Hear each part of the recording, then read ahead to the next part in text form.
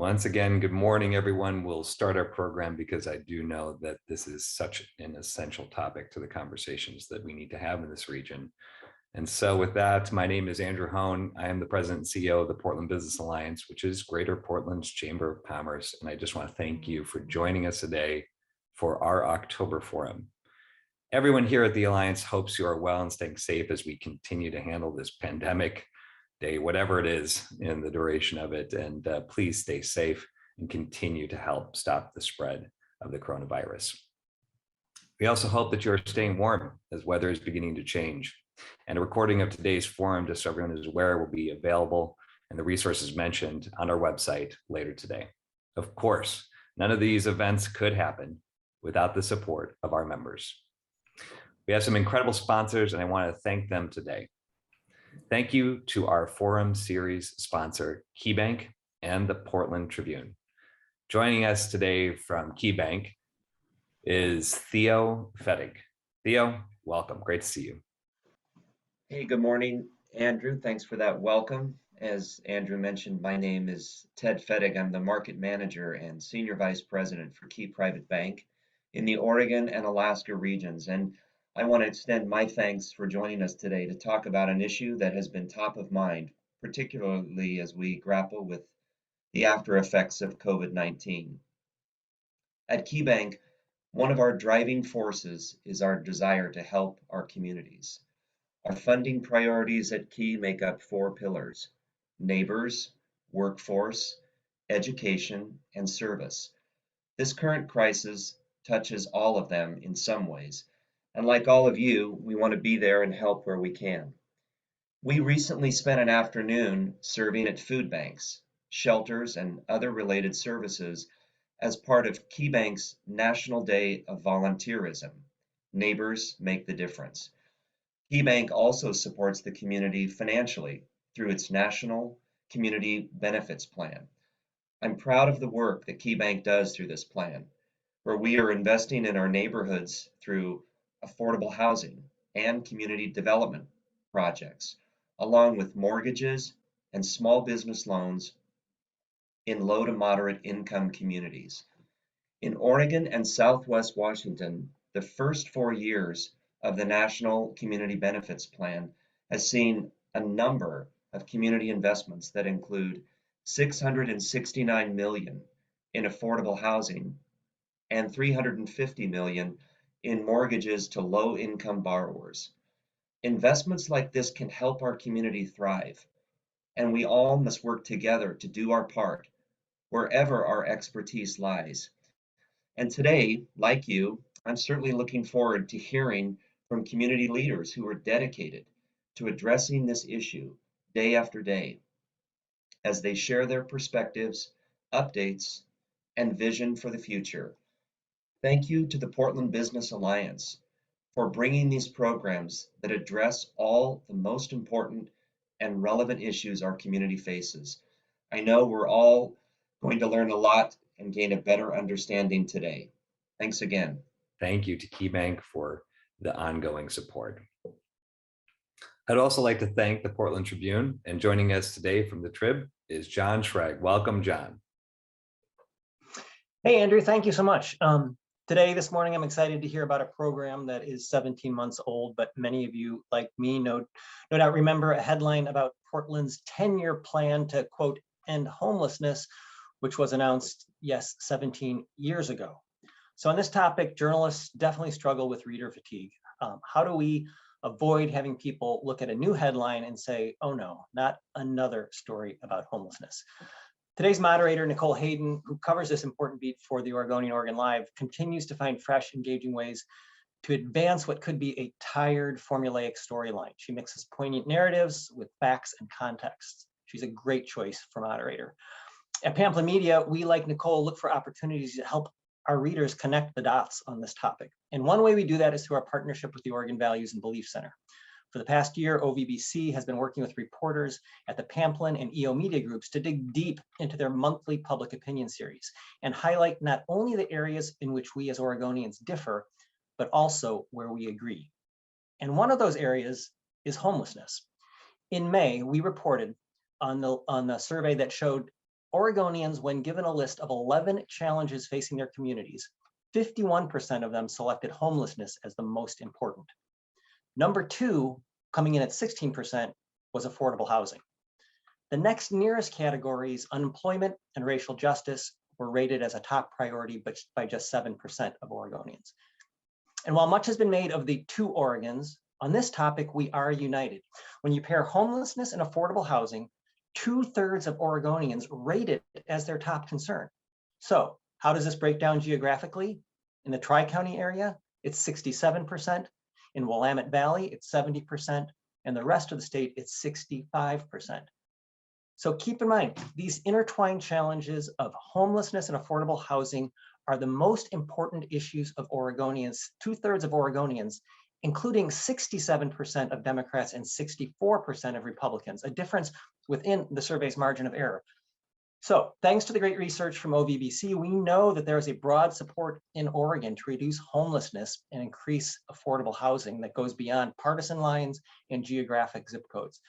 This morning, we will hear some strategies to do just that, and ideally see some results before another 17 years pass.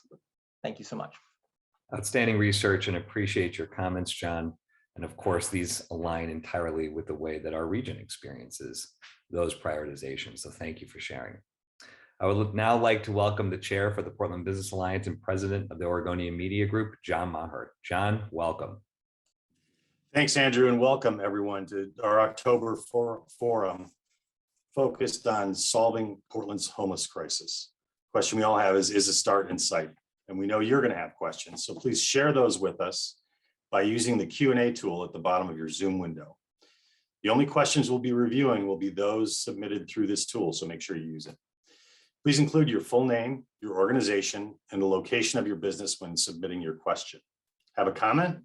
You can share it with everyone by using the chat function. I'd like to welcome today's moderator, Nicole Hayden, homelessness reporter with the Oregonian, Oregon Live. Welcome, Nicole. Great to see you. Thank you, John, and good morning to everyone here. I'm excited to start this conversation that's really close to my heart. So I would like to first introduce to you the 3 members of our panel today. So if everyone could share their name and your roles with your respective companies. Hello, everyone. My name is Mark Bond, and I serve as Policy Director to Portland City Commissioner Dan Ryan, the City Commissioner in charge of the Portland Housing Bureau and the Joint Office of Homeless Services. I'm happy to be here. Hello, everybody. My name is Mercedes Elizalde. I use she, her pronouns, and I am the Public Policy Director at Central City Concern. As the director, I collaborate with governments, coalitions, general partners across the community to help educate folks on the work that Central City Concern does and the solutions that we see. We have about 2,200 units of affordable housing, make 1,200 job placements a year, and serve about 9,000 patients in our 12 federally qualified health centers. Thank you very much for having me here today.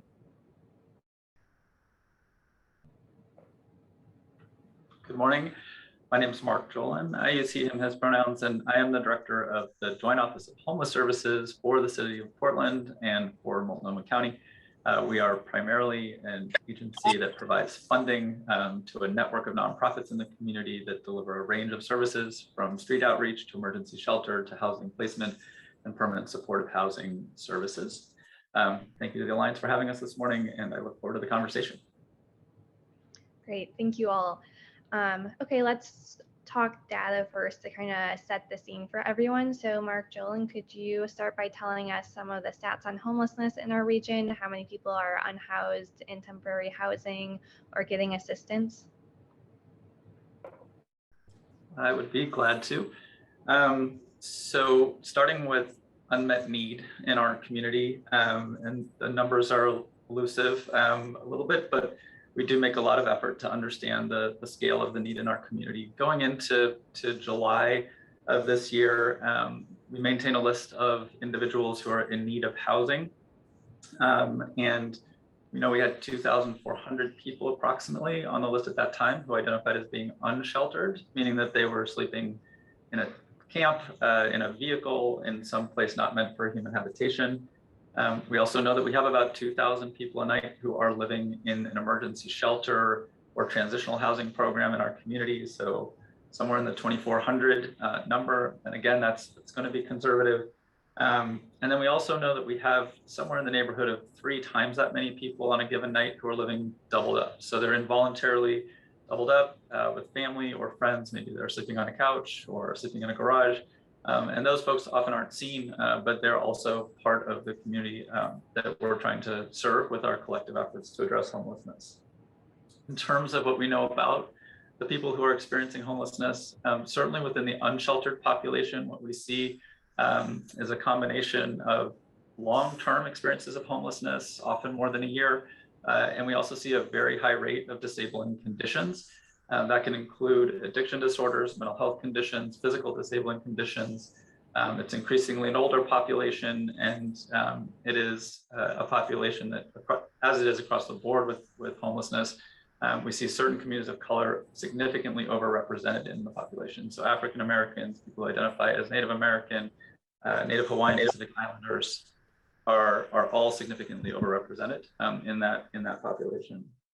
In terms of who's being served right now in our system, the folks who are unsheltered, of course, are the folks we see the most.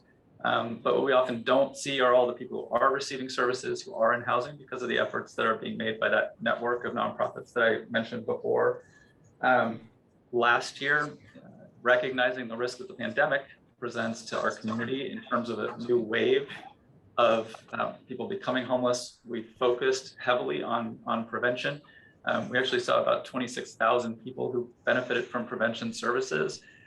Just for context, if just 10% of those folks were to lose their housing and wind up on the streets, it would double the number of people who are unsheltered in our community. So those upstream investments that we make in keeping people in housing are as important as any other work we do to try to reduce the number of people who are unsheltered on our streets on any given night. In addition to that, last year, that network of nonprofits that I talked about that received funding through the Joint Office helped over 4,000 people move out of homelessness and back into housing. So again, as we think about how many people are unsheltered, in part that's a function of how many people were able to move out of homelessness altogether, either out of our shelters to make space for new people to move into those shelters or off the streets directly. So about 4,000 people moved into housing, and others who had already moved into housing the previous year were also continuing to receive support. So over the course of last year, we were supporting about 11,600 individuals who had been homeless, are now in housing, and we were supporting them to keep that housing. And then finally, in terms of shelter capacity, last year was difficult for our system. Because of the pandemic, we struggled to replace a lot of lost capacity because of what COVID required us to do with our congregate shelters. We were successful in doing that. We added some additional capacity. We were able to see 5,000 people served in our shelter programs last year, notwithstanding the challenges of the pandemic. So there are about 37,000 people over the course of a year who are benefiting and are not unsheltered in our community because of the work that the nonprofits do that receive public funding. And that's prior to the Metro measure. So I think we have an amazing opportunity, and we'll talk more about that. Thank you. Now, despite the significant amount of work that you're doing and the number of people housed and the number of people you've helped stay housed, there is still folks are seeing an increase in the number of unsheltered individuals living on our streets, and that's what we hear people complain loudest about during public meetings, and that's what I get emails about all the time. So I was wondering if you guys could talk about kind of the progress that we're making and when people can start seeing a visual impact throughout the city. So I'm happy to start there. And the first thing I want to make sure that people remember is that every single day, people find their way home and they find stability with CCC and all the other providers that we have in our community. Every day we're ending homelessness for clients and their families. And I think the closer you are to this work, the more you know people who are experiencing homelessness, the more likely you are to see that progress, and you'll see it often. But I think the question that you're asking is actually a bigger question, and it's a question I ask myself all the time. And that is, when will the social and economic conditions that continue to result in new experiences of homelessness and returns to homelessness, when will that be reversed? And a big part of that is much bigger than any one service provider or even any one city or county department, because It's when incomes start to outpace the cost of housing. Right now, cost of housing greatly outpaces wages. It's when both preventative and crisis care in our healthcare system are not needing to be rationed, but are available as a matter of right. It's when we'll see that a criminal record or an eviction doesn't deny people future access to housing and employment. That's when we're going to start to see big shifts, because that's when we're investing in a community that is stable, that is healthy. What we like to shoot for here at Central City Concern is looking for a community that is housed, healthy, economically resilient, and socially connected.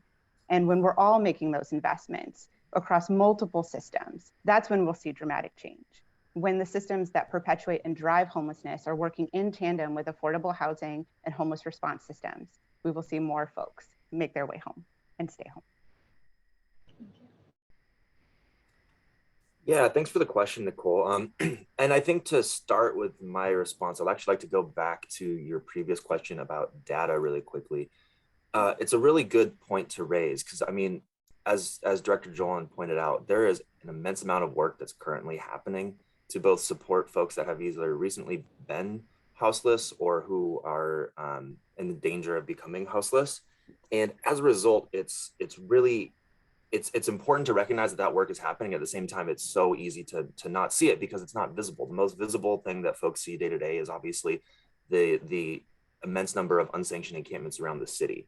But data is a really important tool in helping educate the public on the work that is currently being done, and also helping us set goals and benchmarks that we can point to show what's working, what's not, and how we can effectively move the markers in the right direction and actually start seeing some progress in terms of what folks see day in and day out. And Commissioner Ryan has been really advocating for a public-facing dashboard that the Joint Office can use, because obviously the Joint Office collects a lot of really incredible data. That data is all publicly available through a lot of really great tableaus, but there's so much data that oftentimes the general public, I think, isn't able to sift through it and really understand those kind of key benchmarks. So actually just this last Monday, just a couple of days ago at the Home for Everyone Executive Committee meeting, Mark presented among one of the two different presentations. One of the presentations was kind of laying out what that public facing dashboard could look like, and just giving a progress report on what his team is doing to build out that dashboard. And we're really excited to see that dashboard go live, because we really do think that it's an important part of, again, educating the public on the work that's already happening, and also helping us kind of understand where we've been, where we are, and where we need to get to. So that said, like I mentioned earlier, what folks oftentimes see on the street is obviously a lot of unsanctioned camping, but what they don't see is all the work that's already being done. But in terms of the work that folks want to see, obviously, in terms of unsanctioned encampments around the city, there is a lot that the city is currently doing and plans to do in the near future around this issue. In the most recent budget this last summer, the city doubled the impact reduction program's budget, and that has resulted in a significant increase in their ability to mitigate the harmful impacts of unsanctioned camping throughout the city, both for the houseless neighbors themselves and also for housed neighbors living near unsanctioned encampments. Obviously, recognizing the fact that the impact reduction program's work throughout the pandemic was largely halted as a result of COVID-19, there's obviously a significant backlog of high impact encampments and also trash around the city. I think that's something a lot of folks want to see us work on, is resolving and cleaning up a lot of the trash. And those two issues are sometimes overlapping, sometimes separate. But when you're driving down 84 and you see trash all along the hillside, it's not near an encampment, but at the same time, folks, it's oftentimes conflate the two, understandably so.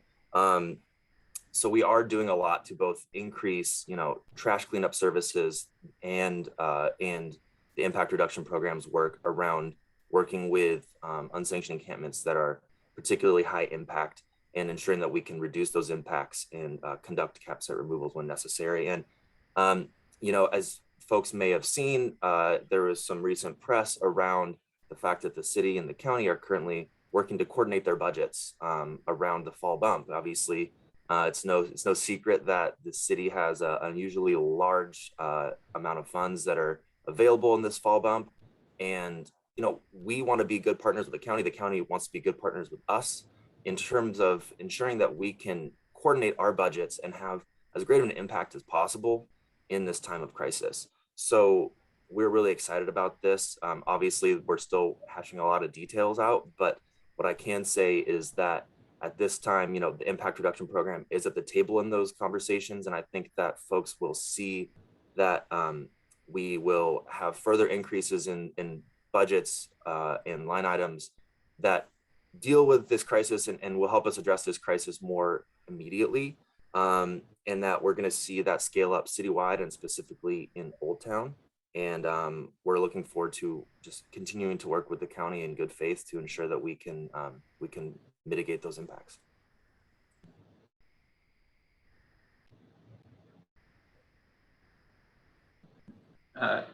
Nicole, I'll just, because this is, I really appreciate both Mercedes and Mark's the multiple dimensions of the answer to this question, right? There is the kind of immediate impact reduction work that Mark is talking about.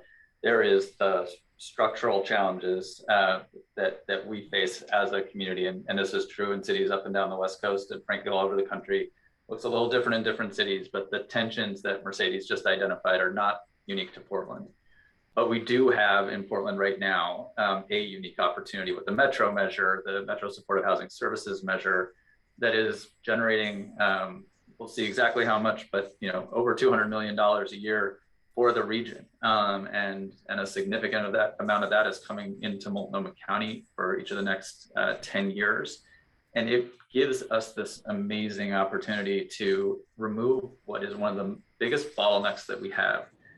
One of the reasons that so many people who are struggling with disabling conditions continue to be on the streets, unable to find permanent housing. And that is that lack of deep subsidy, long-term rent assistance that they need in order to make housing affordable, as Mercedes was saying, and the necessary wraparound support services that are too often missing for people. So even as they may be able to find housing with a rent subsidy, if they can't also access the support services, often it's behavioral health services, employment services, a mix of those, they can't be successful in that housing over time. And so the Metro measure allows us to create thousands of units of supportive housing over the coming years to meet the needs of that population that right now is in those encampments, people who are in our shelters and are languishing there.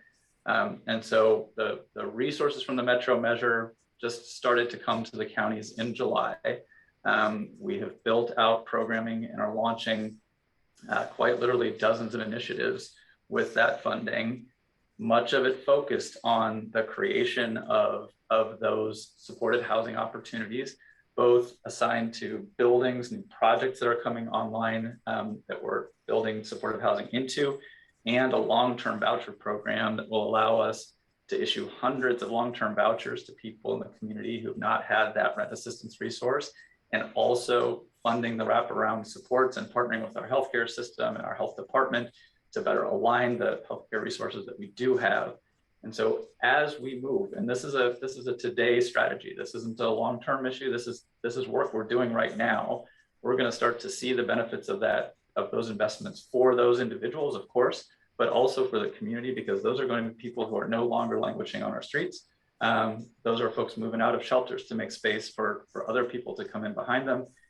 And we're also adding shelter bed capacity, outreach capacity, all of the other component parts of our system at the same time. So when you take together the SHS investments with the kinds of investments that the city is already making that Mark described, the existing investments within the county and some of the new things we're going to be able to do on the county side with the bump, I think we are going to start to see real progress in this community for our houseless population, and also when it comes to the impacts that the community has been struggling with. Thank you.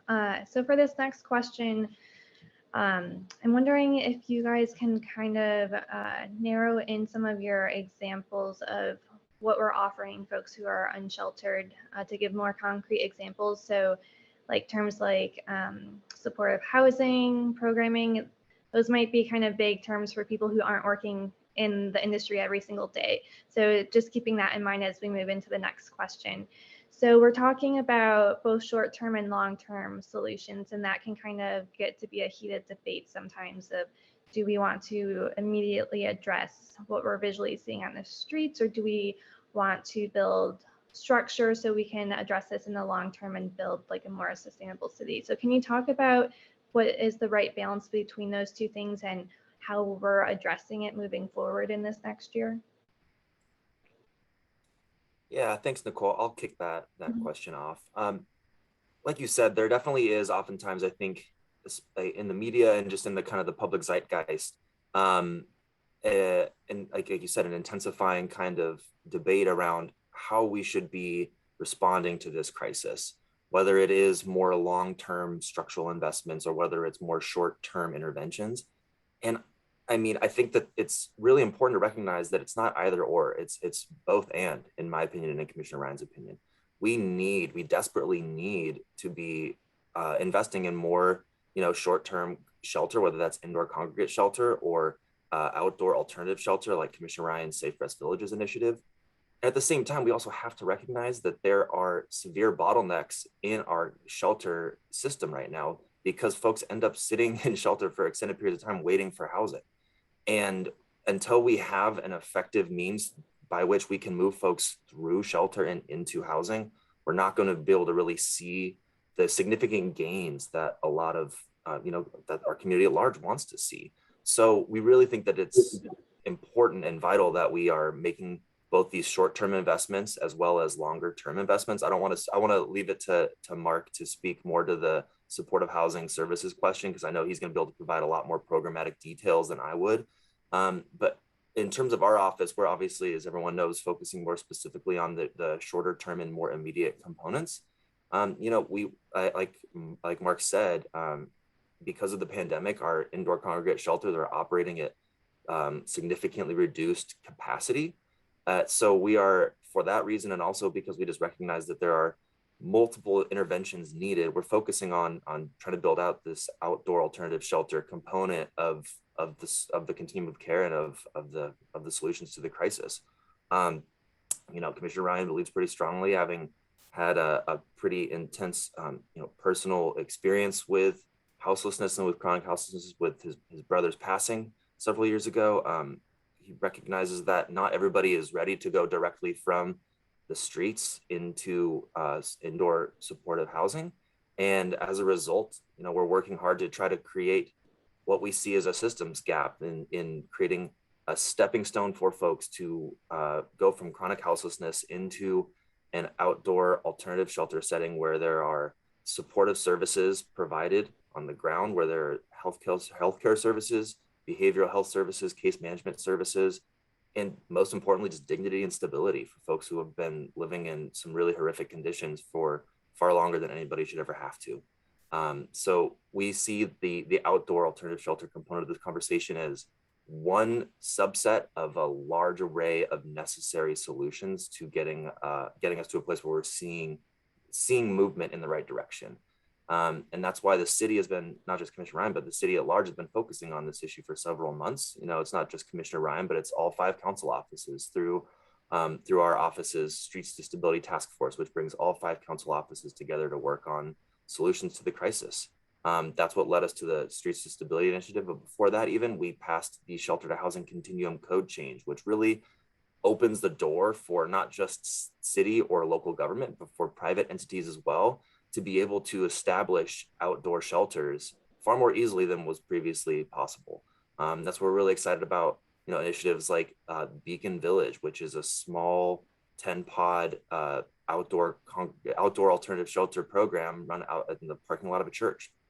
We think that the Safe Rest Villages can be a vision for the community at large to be able to see what works, so that we can see, private sector and nonprofit sector step up to the table and actually be part of the solution as well. So that's why we've been focusing on the more outdoor alternative shelter component of the conversation, while also recognizing that it is only one half of, or maybe not even one half, but just one component of the overall conversation and the overall solution, while supportive housing is really a necessary investment that needs to be made as well. And I'll hand it over to Mark to be able to speak more to that.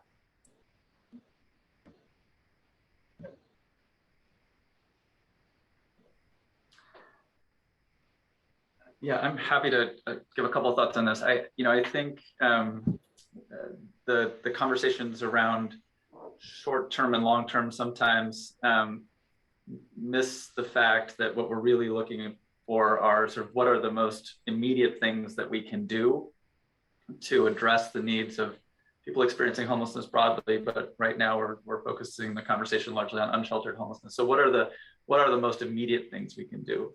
And the most immediate things we can do actually aren't just to work through shelter expansion. Shelter expansion can be a piece of that strategy, but there are immediate opportunities on the prevention side, on the housing placement side, and on the shelter side. And as we've in the Joint Office worked to implement the Metro Supportive Housing Services measure and use the federal dollars that have come through, we've been very intentional about that. Where can we take the dollars that we have and have the most immediate impact on the issues that are facing our community and the needs of people experiencing homelessness? So with shelter, for example, a new shelter project, acquiring a new building, renovating the building, creating that shelter can take several years. We need to do that work, but we have immediate opportunities right now with motels. Saw an opportunity to go in and master lease motels, turn those into shelters. We've purchased some motels that we can use for shelter and then convert into housing. And so the immediate opportunity with respect to shelter was really in that motel space, and we've taken advantage of that. The immediate opportunity to reduce unsheltered homelessness with respect to housing placements, while we're doing the work of building new affordable housing, and we absolutely have to do that. Some of those projects, if they're funded today, won't come online for a couple of years, but there are projects coming online today that the Housing Bureau funded several years ago. And we're looking to those projects and negotiating with the owners around adding permanent supportive housing resources to those buildings to expand supportive housing on site. Now, we just did a partnership with Reach in Northeast Portland and the Urban League around a project just like that. And there are immediate opportunities to take those local rent assistance dollars that we have right now and put them in the hands of the people who already have support services, so that they can finally take those support services into housing where they can be more effective. We have a program that actually Central City is a part of called the ACT Team, which is a really robust set of support services for people who have severe and persistent mental illness, some of the highest need individuals in our community. They haven't had access to rent assistance. They haven't had the vouchers because the waiting list for federal vouchers is years long in our community. With the Metro measure, we're able to put long-term rent assistance vouchers into the hands of 100 of those folks who are currently either sleeping outside or in a shelter somewhere, and allow them together with their caseworkers to go out and find housing and get set up in permanent housing and have those support services attached to them there in that housing. So if you look at the investments that we're making with SHS right now, they are taking advantage of those immediate opportunities, but they're also the kinds of investments we need to be making to make the system work for people in the long run. This isn't a short-term crisis. So we have to make these investments in a way that is not only responsive to this moment, but that we know will help sustain and address the concerns of the next generation of folks who find themselves in need of support from this system. And Mercedes, you may have more here. I'll just say a couple words about the importance of thinking of this as a continuum of harm reduction to housing stability, and recognizing that all of us live on that spectrum. You live on that spectrum, and so do I. You may have been fortunate enough to have lived your whole life on the stability side of that spectrum, but we all exist here. And if we're going to be able to build trust and build environments that are continually supportive of folks, we have to do that relationship building, which oftentimes happens in that harm reduction space. I mean, we're a community full of people who don't like to even ask for help opening the pickle jar. And so that we think somebody would turn their whole life story over to us when we haven't built that relationship with them, you know, it doesn't really make as much sense as maybe we want to. We start thinking about this as more of a systematic thing than a bunch of people supporting a bunch of people, which is really what we are, right? And so I think this tension that you're describing is actually born out of a long history of a scarcity mindset that we can't help everybody, that we won't help everybody. And so therefore we have to do this or that. And I think, as Mark has just mentioned, with the supportive housing measure, we're getting ourselves out of that mode of thinking. And if anyone looking for some advocacy on the federal side, in the Build Back Better Act, $90 billion for housing choice vouchers could be, I think the estimate is 6,000 to 9,000 just for the state of Oregon out of that pot if it were to pass, right? And so we're talking about how do we have all of those things and get out of the scarcity mindset and make sure we're investing in the future that we want to see. Thank you. Before we move on to our next question, I was wondering if Mark Bond, you could give us a quick update about the 6 outdoor shelters, where we are on the timeline of getting those up and running. Yeah, absolutely. As you know, Commissioner Ryan initially set a deadline of having those 6 villages up and running by the end of the year. Commissioner Ryan, having worked in the nonprofit sector for some time, is all about setting really ambitious goals. And we're really grateful for the fact that we're setting ambitious goals like that. We want to hold ourselves accountable. We also want to set ambitious goals that we're holding so that we can hold our partners accountable, whether those are, folks working within city bureaus or other jurisdictions or the private sector or the nonprofit sector. We really want to make sure that we are moving this as quickly as possible. And that said, when we initially set those timelines, we had not yet received any guidance from the US Treasury about how American Rescue Plan dollars could be spent. Since then, we've obviously received some updated guidance. And as you all may know, American Rescue Plan dollars come with some relatively onerous guidance about procurement. I am not the expert on that. My colleague Charity Montez is neck deep every single day in wading through federal procurement guidelines, and from what I understand, it's a lot. And as you all also may know, Portland's form of government is not known for being easy to work with. So we're doing the most that we can within the bureaucracy that we have to move as quickly as possible. And that said, I'm very confident that we're going to have them up in a matter of months. Thank you. Another big piece in addressing homelessness throughout the city is addressing the overlap of behavioral health and homelessness. So I was wondering if you could talk about what that intersection looks like and how we are addressing that right now.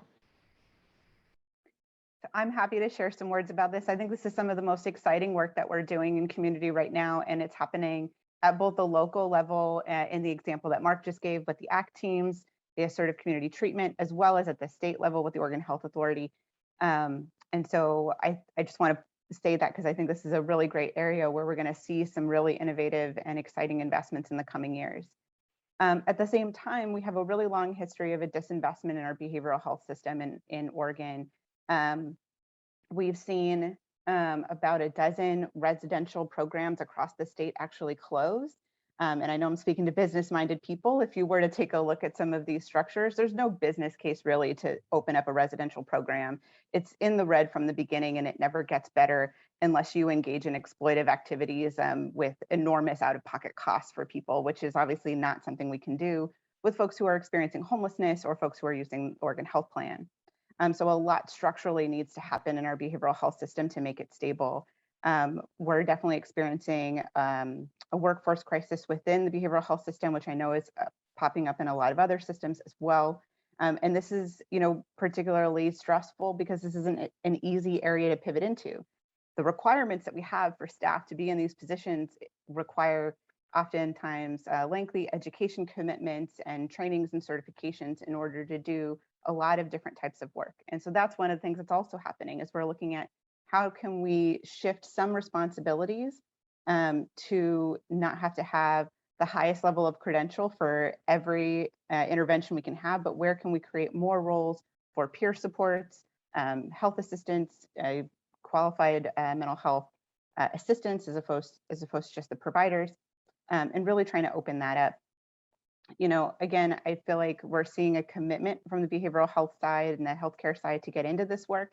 Another example is the behavioral health housing initiative that the Oregon Health Authority has, and there's a planning grant out right now. I think Multnomah County is one of the applicants there to start thinking about how do we better link housing and healthcare and actually have really targeted responses, and how do we support this type of work in a much more sustainable way. And again, getting a little bit away from that scarcity mindset, we have a 12% expectation. We spend 12% of our healthcare on primary care. And so we know that there's at least a base of stability there where we're creating guaranteed access because we've said we're going to spend this money on primary care. There's nothing like that on the behavioral health side. And in fact, most of the time, any money spent in behavioral health is considered a loss, and we should be doing something different so we don't have to spend that money. But in the same way that we've made this commitment on primary care, in the same way we have to make this commitment on housing, we also need to make this commitment on behavioral health, that we're going to guarantee a certain amount of access, which means a long-term commitment in stabilizing the workforce and in stabilizing those programs. I'm really looking forward to things like Measure 110. Central City has a new program called River Haven that just opened up a few units for folks who are in early stage recovery, who are experiencing homelessness. We're looking at potential expansions of other services that we provide that have transitional housing placement with healthcare partners for folks who are experiencing homelessness. So there's a lot of intersection there, and I think a lot more opportunities to come. Thank you. I was wondering if someone could talk about how these infrastructure challenges kind of impact some new programs, especially when we talk about the future expansion of Portland Street Response. Yeah, thanks, Nicole. I'd be happy to speak to that. And yeah, this is obviously a really significant structural challenge in trying to determine how we can effectively roll out Portland Street Response. We're really excited in the fall bump. We're expecting to initiate a citywide rollout of PSR. We think it's the right time. We've gotten the first 6-month report from Portland Street Response's pilot that shows what's working, and we're really excited to expand that model citywide.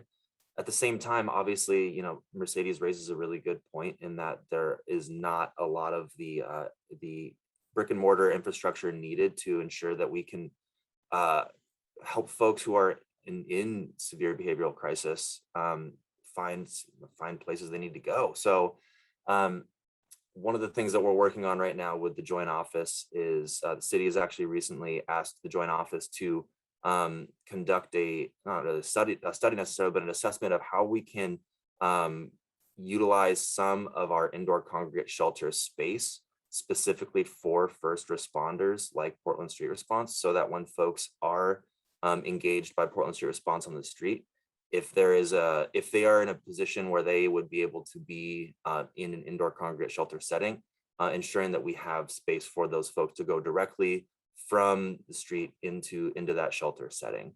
So that is one way in which we are working to ensure that we can build that bridge. I'll add quickly because I'm conscious of the time, but I think when I spoke at the beginning about data and the 2,400 people who identified as unsheltered as they were enrolled on the list, about 80% of them identified as having a disabling condition, and it's often a behavioral health condition. And so what that means is that we know that we can't solve homelessness without housing, but for a significant percentage of those folks who are outside and unsheltered today, a significant investment in behavioral health has to be part of that solution too. And it isn't just at the permanent housing level. We do absolutely need wraparound behavioral health supports for people who are in permanent housing, but we need it on the street.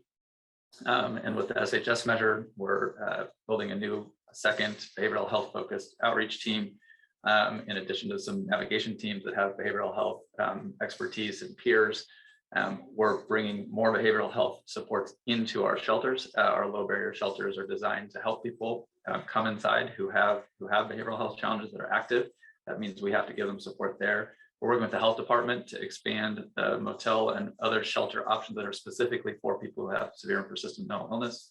So we're investing in the behavioral health side of the work across the spectrum. And to Mercedes' point, a lot of this needs to come from the healthcare side and the healthcare system side. And so there are a lot of really important conversations going on about how we partner better across not just the joint office and our health department, but the entire health system and OHA. So this is clearly a central focus. It impacts everything we're trying to do in our homelessness response. We have some resources now and some partnerships that I think are pushing us in the right direction. Thank you. Now, last question for all panelists. the homeless services measure has a 10-year sunset. So I was wondering if you each could talk about where you think we'll be in 10 years. I'm happy to start with that one. You know, I am absolutely optimistic about the work that we're going to be able to do with this measure. I think we're going to make an incredible difference in so many people's lives. And where I think I would like to be in the future is, you know, again, away from this idea that we'll be successful when we stop spending the money and start thinking about how are we spending money worth spending, and how are we doing work worth doing. How I want to see us as a community have a shared vision of what the minimum level of care in our community is, and that we're committed to that in the same way that we want to have a minimum level of education support for children, and we want to have a minimum level of access to the fire department and the libraries, right? That when we think about housing and housing stability, that we have a shared sense of a minimum level of care, that we want folks to be housed, healthy, economically resilient, and socially connected. And then that's what we're investing in.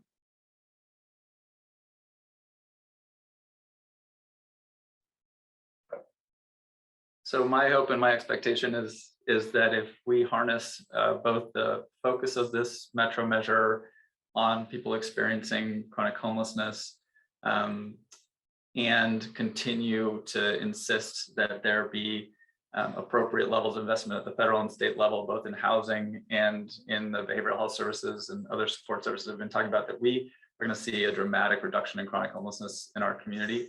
That the community is going to know that, because to Mark's point, we're going to be communicating well and consistently the outcomes that we're achieving with the investments that we're making, that we're going to have a shelter system that is maybe bigger, certainly more diverse in terms of the range of options it offers, but really is functioning better because, as Mark said, people are coming to it, but then also transitioning through it and into permanent housing on a more regular basis, so that we use that shelter investment much more effectively than we can right now.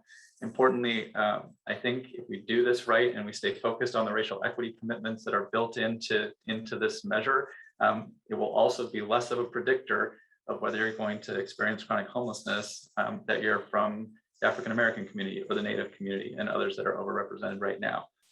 I think we are going to have thousands of people that are in housing because of this measure, and I think the voters are going to know that, and hopefully they will continue to support that work. Yeah, I think that Mercedes and Mark pretty much cover it, but I'll just briefly say that I'm very excited. Our office is very excited about the opportunities that currently exist with the 10-year Metro Support Housing Services measure. I mean, I don't think that folks can fully grasp how radically this will change our response and build out our response. The infrastructure that we're going to be able to provide as a result of this measure is going to be completely unprecedented, not just in the state, but in the country, in terms of the scope and scale of our ability to expand supportive housing services.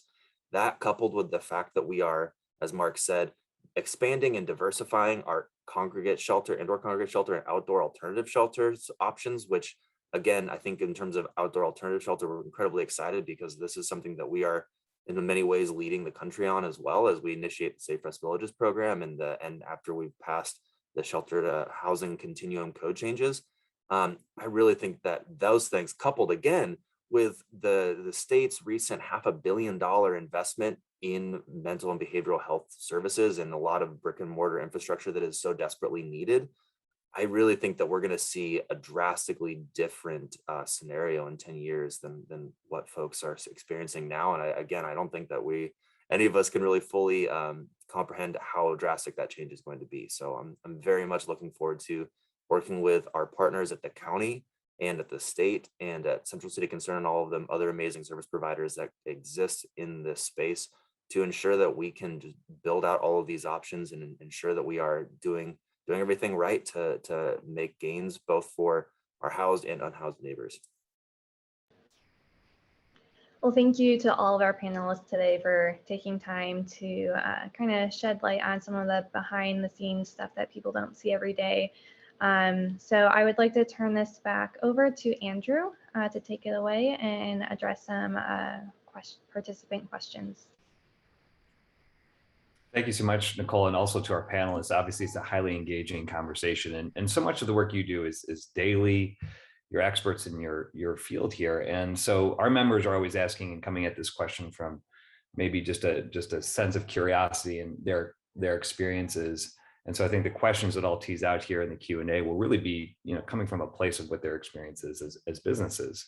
I do want to say that, it's just really impressive to recognize the spectrum that homelessness writ large represents. And the Portland Business Alliance, of course, endorsed and supported the affordable housing measure that came out of Metro in 2018, and of course was integral in the passage of Here Together in most recently in 2020, the largest per capita expenditure in the nation, which we're thrilled about. And to Mark's point, it is exciting to see the transformational experience that we hope to come to be for all the right reasons. And so with that, I'm going to try and pair a few of these highly important questions that I know our members are going to want to engage on with you. And so we won't get through every single one of them. I just want to recognize that and make sure that the folks that ask those questions understand that we'll try and do follow-up work with each of these panelists here. And just again, our gratitude. So the first I want to get to combining sort of two general questions from both James Paulson here and Randy Miller. And I think this is the one that just is,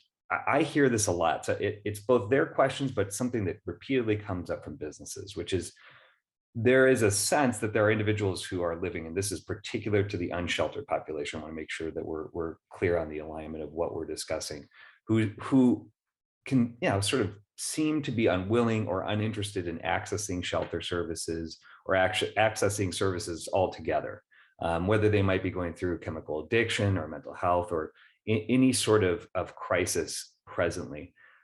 How do you guys, what's the response to that population? How do we work with them when they may be going through these sort of deep levels of addiction or mental health crisis?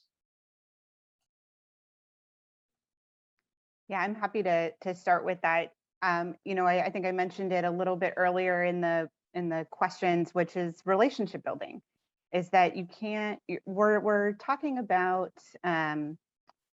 folks like you see somebody and maybe you've seen them for the past couple of weeks and you're noticing that they're there and that they don't seem to be accessing services. But what we sometimes forget is that it took somebody years, decades, maybe their entire life to end up in that place. And so it's not something that's going to be undone or reversed or changed in a matter of days, or maybe even a couple of years. Many of our outreach workers spend their time bringing folks water, socks, some snacks, having conversations about everything other than services because they need to be human first with somebody and also ensure to that person that they see their humanity too. I also think we sometimes forget the power that we all experience when we have choices. And sometimes folks will make choices for the sake of being able to make that choice. That might be the only choice they have that day is to say yes or no to something. And that's a choice. And that's a sense of empowerment that they're going to have in being able to make that choice. Also, I've met a lot of people in my time when I was a case manager and did more direct service who, I guess the term is like, this is as good as it gets for me, right? And really believed that. And so if I offered them things or if I wanted to connect them with services, they would point me to somebody else. You know who really needs that? You know who really deserves that? That kid over there, that person over there. And that's why those relationship building are so important and why you have to continue to come back to folks and not expect them to accept services on your terms, but actually get to know them, find out what their life has been like and what is actually going to make the difference for them. I would echo everything Mercedes just said. Certainly my experience too, working in direct services. And the only thing I'd add is that it's partly why we have to continue to revisit the kind of services that we offer to people, because too often a shelter historically wouldn't meet the needs of somebody who is outside. And so when we talked to folks about why they weren't going into shelter, they said there are, the restrictions on having to be clean and sober, or I can't bring my pet, or I can't bring my partner. And over the last 5 years, we've transformed our shelter system to make it more open to a broader range of people with different needs so they could come as they are into those shelters.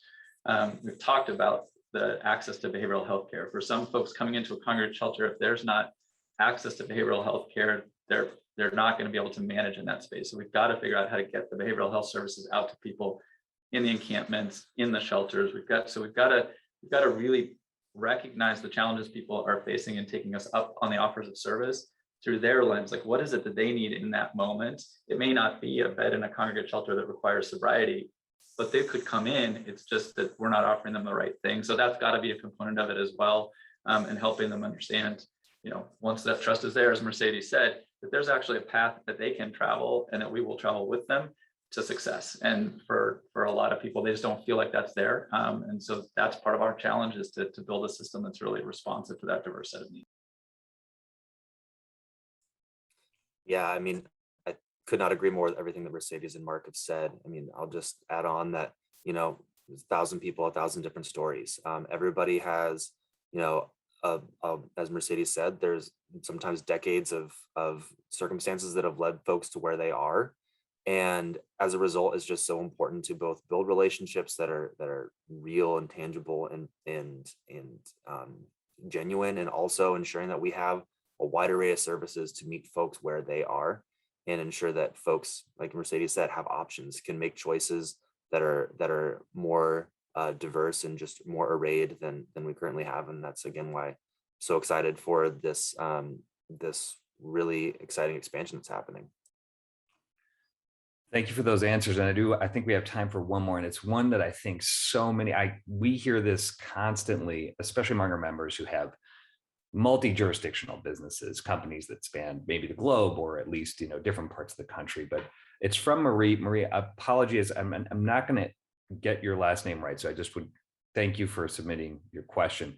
I want to get right into this, but she's asking the question, talk about how Portland's numbers of those experiencing homelessness compare to similar sized populations, and what are we learning from others doing better in this regards? And I think it's really important. Our members have heard so consistently the causal link between the price of housing, the affordability of housing, and the overall population of homelessness.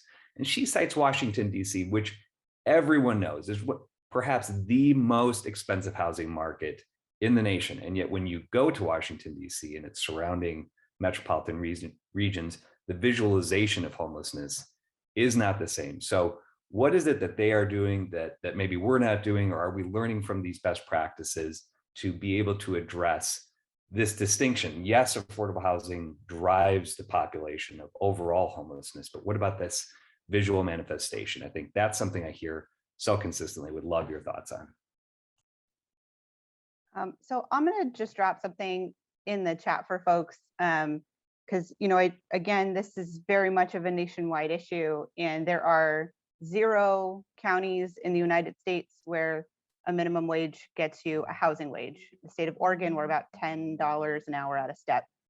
And the other piece there, I think what's unique in Oregon, on the East Coast, you have a lot more rules around how much shelter they have.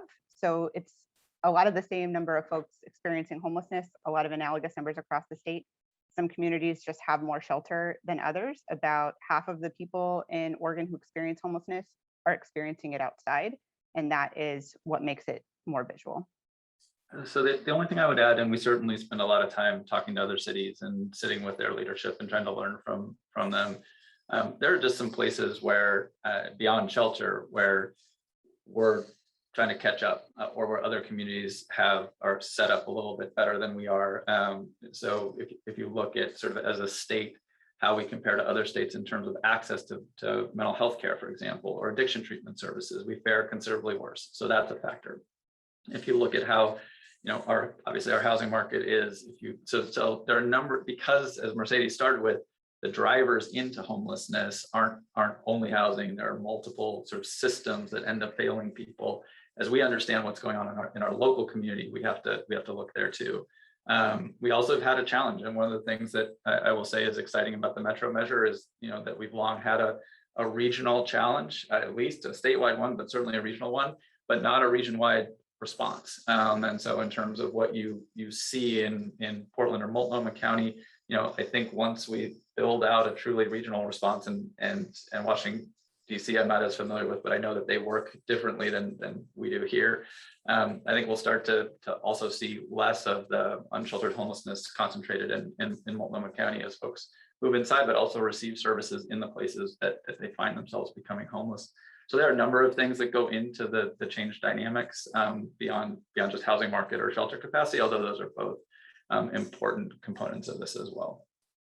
Yeah, I would just briefly add that, I mean, I think that's all right. And I mean, yeah, when you look at Oregon's last in the country, behavioral health system, it's pretty apparent that we have a pretty glaring need there. And it's obviously a driver. I mean, both Mercedes and Mark pointed to a lot of systemic drivers of houselessness. Like my other two colleagues on this panel, I'm not really all that familiar with Washington, D.C.'s, the size of their household population or frankly, their continuum of care. But obviously we're excited to be building out the spectrum of services that are available. And also in the short term, again, very much looking forward to working with the impact reduction program and our partners at the county to ensure that in the coming weeks and months, we can build out the programs needed to address the more immediate impacts of unsanctioned camping in our community. Thank you so much. And also to note, we've gone a little over time, so I want to extend our gratitude for you to staying a little bit longer.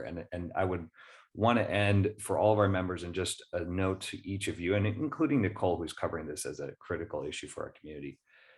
The service you're providing to our community, we cannot express our gratitude enough. I happen to have worked in the shelter system in New York City, and I just know that what you do each and every day influences people's lives, and just want to say thank you for doing that. You are making a difference in our community, so it should not be understated. And we see it, we recognize it, and thank you for engaging in the policy work with all of us as well. So these are hard conversations, needed conversations, and we're excited to engage in it. So with that, I just want to thank our panelists one more time and our moderator, as well as our sponsors for being able to join us today. I want to make sure that all of our folks that have asked questions that have not had them answered, we will try and get back to you, of course. And then I want to make sure that our members here that on November 17th, we are going to be back, Business Leadership Evening, our signature evening gala. We'll be celebrating the business community. So please stay tuned and look out on our website for event information. And just again, thank all of you for your work, and to our members, be well. Thank you for your membership, and take care, everyone. Have a great day.